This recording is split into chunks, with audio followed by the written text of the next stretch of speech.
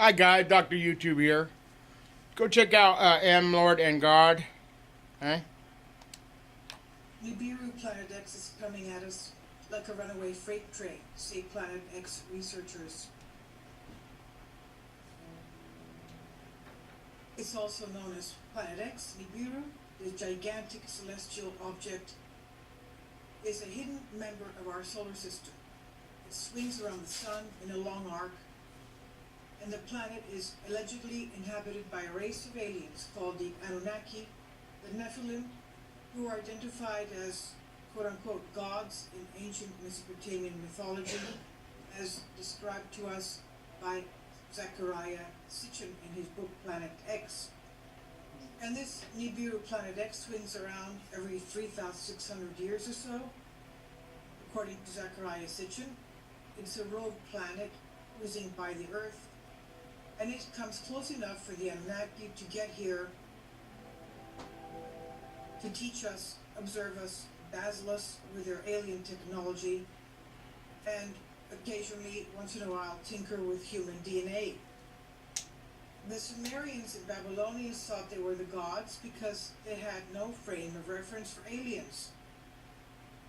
Sitchin says that the Anunnaki exploited the situation by enslaving humans and stealing our most valuable natural resources, namely gold.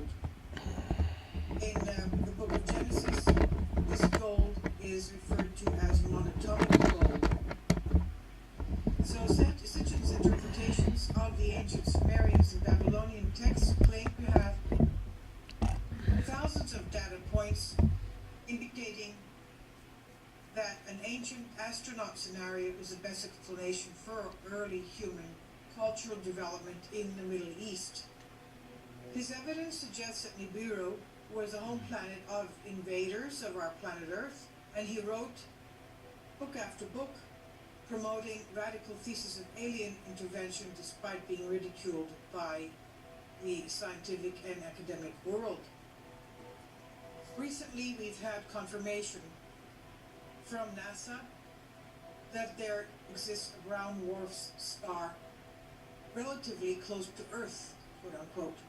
This was a team of NASA scientists, cosmologists, astronomers that keep their eye on the skies, and they've confirmed that this is a very dangerous celestial body found, quote, relatively close to Earth, and it was a near-Earth object that was hazardous to us, endangering us. They've also supplied us with various images of celestial bodies newly found, such as rogue planets and celestial bodies 4 or 5 times the size of Earth, or even Jupiter. Independent researchers are therefore convinced that Nibiru may be coming back very soon. And they fear that this time it'll be too close to Earth, setting off a chain reaction of gravitationally induced geological catastrophes such as pole shifts, crust displacements, massive earthquakes, and supervolcano eruptions. And people also state that they have evidence, abundant evidence, in the forms of images captured by amateurs, as well as NASA and the Hubble telescope. As we said, showing various planets lurking in our, or close to our solar system. There are those skeptics that keep dismissing the alleged Nibiru evidence, and they accuse Nibiru evidence hunters of misidentifying ordinary objects in space or misinterpreting image effects like lens flares. So if Nibiru were out there, professional astronomers would have no trouble seeing them or detecting gravitational effects on the orbit of other planets. The point is, though, recently the various asteroids and meteors that have impacted Earth's atmosphere were not found by NASA, but by amateur astronomers. So it's not surprising that pro-Nibiru fanatics aren't impressed by these assertions. They're convinced that the Nibiru evidence is real, and it proves that some version of Sitchin's thesis is correct. It it's a reality.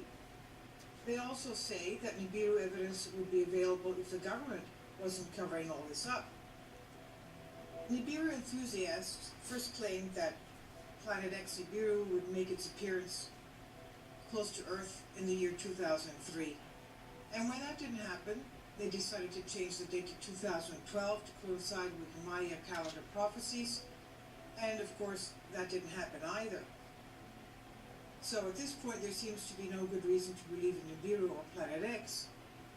But we do have some interesting images coming from NASA as well as amateur astronomers and stargazers.